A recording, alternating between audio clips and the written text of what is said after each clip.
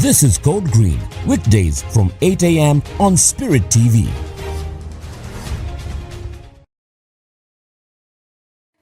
Welcome back. You are watching Code Green. My name is Virunji Stella, and this is Spirit TV, a place for you. We are live from the Hill of Peace in Namirembe. We have someone, I stand corrected, not yet a doctor, but she's on her way there, right? Right. Yes. The amazing, the beautiful. So I should just call you Miss Hilda. Yes. Yes, Miss Hilda is here with us, and recently they conducted a COVID-19 study of a sort. Now, I just want to get in there. I know that when we talk about 2020, the first thing on people's minds is COVID-19. Everyone, we shall live to remember this. Right. But also, it brings me to the question, why did you choose the slum areas to do this study? Right. Thank you so much. Thank you, everyone. Start by introducing Oh, yes. myself and where I'm coming from. My name is Hilda Namakula. I work as a senior program associate at the Center for Health and Social Economic Development. We are hosted by Macquarie University under the School of Humanities and Social Sciences. Yeah. Under the Department of Social Work and Social Okay. It's all under. Yes. Yeah, so why we chose the slum is, you know, the SOPs. Yes. Yeah, the preventing COVID-19 and whatnot, and the slum setting. So they're saying social distancing. And yet then the other houses side- are really packed. Yeah. Oh, And yeah. then you see 3 families are sharing 1 room, that kind of situation. And whatnot. So we needed to find out how are such people taking in, you know, This whole COVID thing. This whole COVID thing, how are they understanding it, even with the exposure to the information they have. You know, Yes. there are a lot of stories around COVID. Yes, yes, yes. And most of these people really don't have like busy schedules, so they have time to hear the busybodies, the experts and non-experts of COVID-19. Yes. So we're like, hey, let's go there, let's find out. And what are some of the slums you people went to? Yeah, so we chose 2 slums. That is Kabalagala Kataba and Bwai Sechimumbasa. Oh yeah, that one. The famous one. Yes. So you should be wondering why. So Kabalagala Kataba and Bwai Se Kataba have like a kind of a difference even when they are slums. For Chimumbasa, we have, it's sort of a United Nations area. People are coming from different countries and settling there. Whereas Kataba, it's Ugandan natives mostly that started the slum, and then it grew into... Hold up. Yes. You say that Chimumbasa, we have people coming in from even out and they are settling in slums? Yes. Interesting. So abazungu bonna sibagaga. Well, okay, not really Congo, but you know, people from Congo. Kenya, Okay. The housing is cheaper, maybe, and all that, and maybe they can run their businesses faster. Oh, interesting. Yes. All right. So, what was the compliance when you got to those areas? When it comes to the SOPs, how were they taking them? Wow. It's a very long story, but I'll break it down. So it was phased. Yeah. At the beginning of COVID, when everyone was watching news, what's happening in Italy, there and there, well, they were really following everything by the book. They're wearing masks, washing their hands. Even those that couldn't afford the sanitizer, they would go find a way of getting the sanitizer. Yeah, so and then when the lockdown was lifted, people were kind of chilled. Yes. They started prioritizing food over COVID. I remember one of the women my team was speaking to ask them, so if I have 2,000, yeah, sanitizer on one side, mask on one side, and then food, and my children are hungry. You expect me to buy this mask or sanitizer? Of course I'll buy food. So people started prioritizing other things other than COVID-19. That's when the lockdown was lifted. And right now we've been following up. People really don't. They moved on. Like we moved on like already. done, like, No. And I remember when we were chatting about this, you told me, as Ugandans, we move on fast from these things. We do not waste any time. Plus, since you are still carrying out this study, even as we speak, the elections, that whole period, because it's quite interesting what happened in that bit.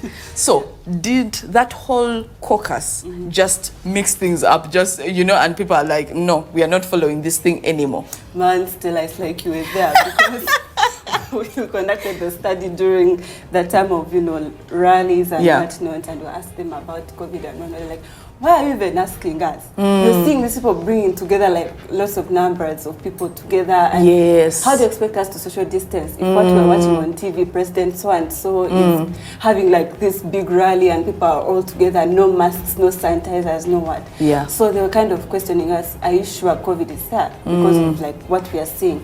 Our leaders telling us, oh, COVID is there, avoid it, social distance. They're the same people meeting people and no masks and crowds and whatnot. So they were really questioning it because of that whole election period. Oh, now before we go on to the key areas for people to just take note what we are talking about, let's talk about the vaccine. Right. Or should we go the key? Let's go to the key areas first before we go to the vaccine. But also, which wave are we when it comes to COVID-19? Because in Kenya, we hear they're in the third wave, and then in Europe, the fourth wave. So where are we? Well, for Uganda, it's quite not clear, and I'm not sure I'm the right person to respond. I don't want to get up and then like, come here, tell us, you know? Yeah, but for Uganda, really, from observation, people are done. Yeah. They're over it. Yeah, like vaccine or no vaccine, please, let's do other things. All right, so tell us about the key areas. So one of our objectives in the study was to, design like robust community interventions by, getting people's views on how they feel about, like, if a project was brought in their community, the slum, what must it not miss for it to work effectively? Yes. Yeah. So there was a major challenge of having myths and beliefs around COVID. Everyone had their own beliefs. Yes. There are those stars in the community that have all the information and telling people all sorts of things. And these people look up to them. They're like, yeah, Gambia. So they were following all that, but they were also confused at the same time because they had several sources of information. Yes. The LDUs are coming in, beating them, masking. Yes. And then there are also like the police officers that come to them, telling them curfew this, curfew that. Then also the chairpersons are trying to enforce that. And then, we have that bit of corruption in Uganda. It's news. So one of the chairpersons we met told me, even if you want to enforce the curfew bit of it, you cab a border guy, you arrest him, they go pay a fund, so and so, the next day they come, they will lose the respect in the community. Yeah. So it's like, for me, I gave up on these things of COVID. But if you're bringing the project, please involve us. Use the resources available. Yes. The community leaders. We have educated children. Our children are educated, they have degrees, but you bring us people from nowhere to come and tell us. Even celebs to influence. Yes. So they needed people that they identify with. Yes. So when a project like that comes, maybe they should prioritize employing people living within that area. Other than bringing in a kololo person to come and, and tell us about all this, doing the most and whatnot. Yes. But they also said this should have a robust social behavioral change communication kind of strategy where, because they are listening to so many things. Yes. But then that means you tell them, wash your hands. They're wondering, wash my hands, then what? What will it help me? Sanitizers. Like even the messages they are sending out there. Because one of the findings we had was people are now applying sanitizer on their faces. No, rather alcohol on their faces. Because like sanitizers, their biggest content is alcohol. Yes, it's so alcohol. Well, even if I don't wear a mask, let me booze. Yeah, even that. If it finds it in my system, it will kill it from there. Yeah. Wow. Or even like the alcohol in the face, they're like, no need of wearing a mask really. Yeah. Once I have like alcohol, it will hit and die immediately. So it was all those stories. So the communication should be tailored along those lines. You're telling me to use sanitizer that has alcohol. How must I use it? Yes. Why should I apply it on my hands, not my face? Such kind of issues. And the other third area they highlighted was, we need to have our better health system that's resilient, that has people that are well trained. Yes. Because at the beginning, most of them shared that they lost relatives to simple things like, okay, malaria may not be simple. It's not simple.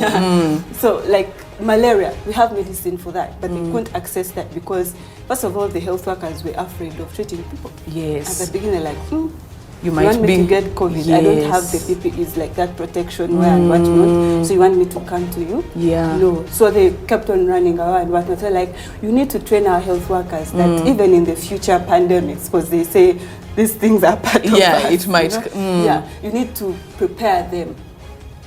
Once you understand that, okay, we have this and it's threatening to spread out to the whole world, you need to train them, prepare Yeah. them, show them how to Anything. manage issues and whatnot, so that they can access, people can access services regardless. And when you talk about that, I remember there was a time we were not even allowed to access borders or vehicles and things like that. So that could also have contributed to this, how people get to these medical centers for medical attention. Interesting. So the key areas that the Ministry of Health should look into, that is clearly communicating this whole SOPs. To what extent should they go? The whole sanitizing, the social distancing, and all that. Plus also, you talked about using community resources to support yes, them. the people that they can identify with. Yes, that is the other thing to look at. So also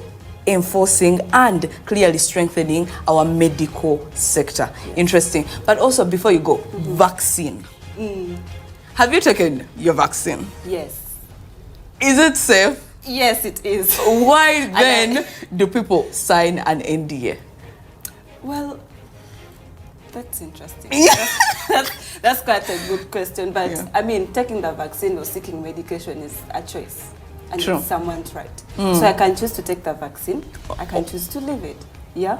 So that part of NDA, I really don't want to go in there because when they are developing this vaccine, the medicines and whatnot, there are some of the policies that have put guidelines that are supposed to be followed. Maybe that was also highlighted as one of the things to follow when administering the vaccine. But then when you say it is a personal choice, with where we are going, I feel like we are going to be forced into taking it at one point, because we might be restricted from traveling or accessing certain things because we haven't taken it. So that is highly questionable. But as you wrap up, anything that you would want a person out there to know in regards to COVID-19, even as Ugandans are moving away from it, they are fed up, any last words that you would love to leave them with?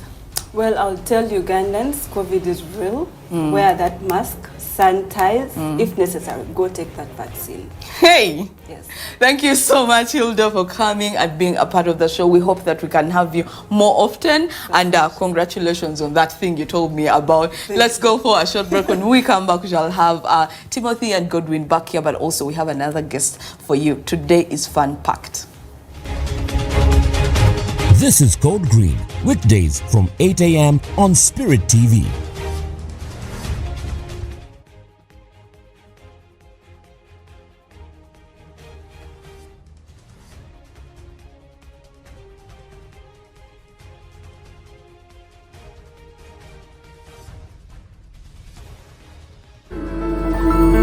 Spirit TV, a place for you.